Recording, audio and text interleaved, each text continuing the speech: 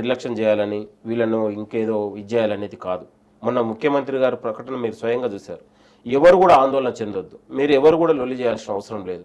ఏదైనా మీకేదైనా సమస్య ఉంటే నా దగ్గర అన్నటువంటి మాటకి ముఖ్యమంత్రి గారు మనకు ప్రకటన చేశారు. సరే ఓకే, అన్నగా నేనున్న పెద్ద అన్నగా మా మంత్రులు కూడా ఉన్నారు, ఒకవేళ ఇబ్బంది ఉన్నట్టు అయితే ఉంటే మాతో మాట్లాడండి, దాని మీద చర్చిస్తాం, దాని మీద ఒక డిసిజన్ తీసుకుంటామని చెప్పాను. నిన్ననే job calendar ప్రకటించిండ్రు.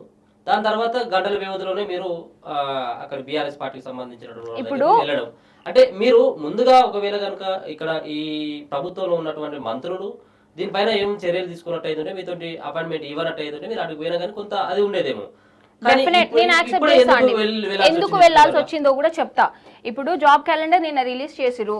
Media at any cost మా ఇష్యూని, మేజర్ మీడియా నేను అనేది మేజర్ శాటిలైట్ మీడియా, మా బాధ మేము బయట పెట్టాలంటే మాకున్న సోర్స్ ఏంటి? Only media. ఓన్లీ మీడియా ఎప్పుడు వస్తుంది? మీడియా ఎవరైనా ఒక లీడర్ అక్కడ ఉన్నప్పుడు మాత్రమే మీడియా వస్తుంది. సో మేము మా ఇష్యూ కోసం పోతాం, బరాబర్ పోతాం అన్న, మీడియా కోసం పోతాం. మా ఇష్యూ వాయిస్ రేజ్ చేయడం ప్రతిపక్షం కాబట్టి ఖచ్చితంగా పోతాం. ఇదే మీరు ప్రధాన ప్రతిపక్షంగా ఉన్న లాస్ట్ ఇయర్ కూడా మీ దగ్గరికి వచ్చినాం. ఆల్రెడీ సమస్యలు మేము అన్ని చెప్పినామండి. విమర్శ ఏముందంటే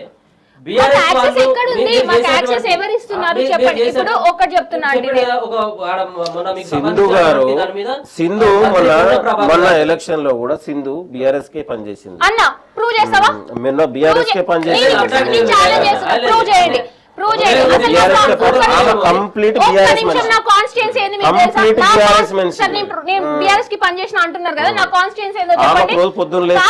కేటీఆర్ దగ్గర, హరీష్ రావు దగ్గర పోవాలి, మీడియాలో కనపడాలి, ఇది కావాలి.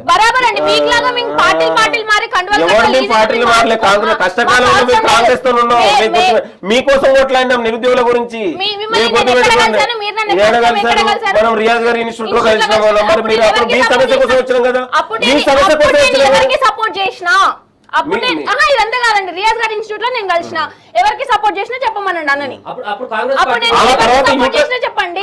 తర్వాత యూటర్న్ తీసుకొని మీరు ఏమని మాట్లాడారు?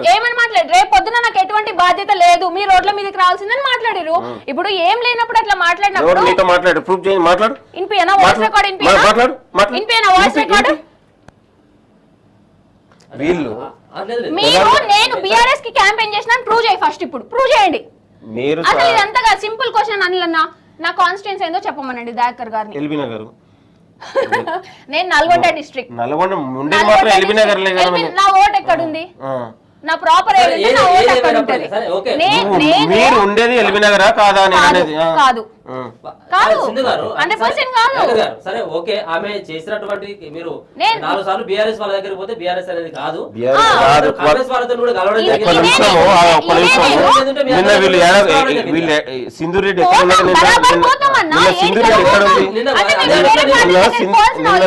ఎక్కడ ఉంది? నేను సింధు గారు కూడా అదే అడుగుతా ఉన్నాను. ఒకరోజు టైం ఇవ్వండి. నిరుద్యోగులందరూ కూడా నిన్న అసెంబ్లీలో కాంగ్రెస్ పార్టీ తీసుకున్న ప్రభుత్వం తీసుకున్న నిర్ణయాన్ని అప్రిషియేట్ చేస్తే కాంగ్రెస్ కి సంబంధించిన మధుయాష్ కి ఫోటో నేనే కదా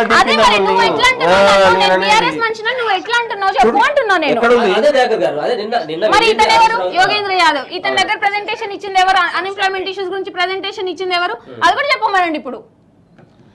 ఇదే నేను సరే బీజేపీ దగ్గర కూడా నేను పోయినా, కిషన్ రెడ్డి గారికి కూడా కలిసి నేను అన్ని వివరించిన రీసెంట్ గా. మరి ఇప్పుడు నన్ను బీఆర్ఎస్ అని ఎట్లా ముద్రేస్తారు అంటే మీ అఫీషియల్ హ్యాండిల్స్ ఇష్టం ఉన్నట్టు పెట్టి ఇష్టం ఉన్నట్టు మాట్లాడడం ఎంతవరకు కరెక్ట్ అన్న?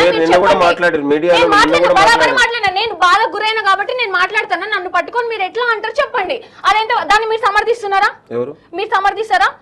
ఒక సివిలియన్ ని మీ అఫీషియల్ ట్విట్టర్ హ్యాండిల్స్ లో పెట్టి ట్రోల్ చేయడాన్ని మీరు సమర్థిస్తారా? నేనేమంటున్నా, చెప్పండి. ఇప్పుడు మీరు కూడా ఒక పార్టీకి ఒకళ్ళతో పుచ్చుకొని మీరు మాట్లాడారు, మీరు తప్పుకోకుండా మీరు మాట్లాడిన వీడియోలు కూడా ఉన్నాయి.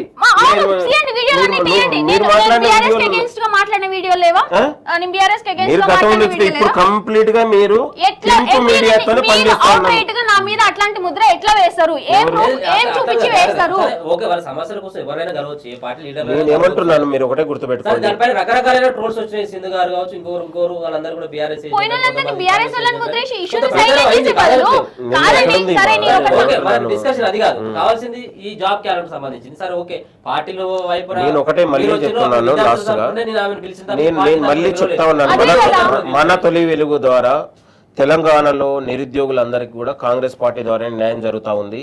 ఒకనాడు బీఆర్ఎస్ కాలంలో బీఆర్ఎస్ ప్రభుత్వంలో నిరుద్యోగులు పుట్టడమే తెలంగాణలో ఒక పాపం అనుకున్నాం. కానీ ఇవాళ తెలంగాణలో ముఖ్యమంత్రి రేవంత్ రెడ్డి గారి నాయకత్వంలో ఇవాళ తెలంగాణలో నిరుద్యోగ పుట్టడమే ఒక అదృష్టంగా మీరు గుర్తుపెట్టుకోండి. ఇవాళ ఒకవైపు స్కిల్ యూనివర్సిటీ పేరు మీద 57 ఎకరాల్లో ఒకవైపు మనం యూనివర్సిటీ లాంచ్ చేసి దాన్ని దాదాపు 10 లక్షల మంది 20 లక్షల మందికి మనం ఎంప్లాయ్మెంట్ కల్పించబోతా ఉంది. ఒకవైపు జాబ్ క్యాలెండర్, ఒకవైపు ఇప్పుడు అనేకమైనటువంటి ప్రక్షాళన జరుగుతూ ఉంది తెలంగాణలో. గతంలో వీళ్ళు ఎన్నడన్నా పట్టించుకున్నారా? బీఆర్ఎస్ నాయకులు ఏ రోజు కూడా తెలంగాణ యువత గురించి మాట్లాడారు. ఇవాళ మీరు గుర్తుపెట్టుకోండి, తెలంగాణలో సాంకేతిక రంగాల్లో, సాఫ్ట్వేర్ రంగాల్లో, ఇండస్ట్రీ రంగాల్లో రేపు మీరు చూడండి తెలంగాణలో లక్షలాది మంది జాబులు రాబోతా ఉన్నాయి. జియో 46 రాత్రంతా ధర్నాలు చేశారు. జియో 46 ఎవరు?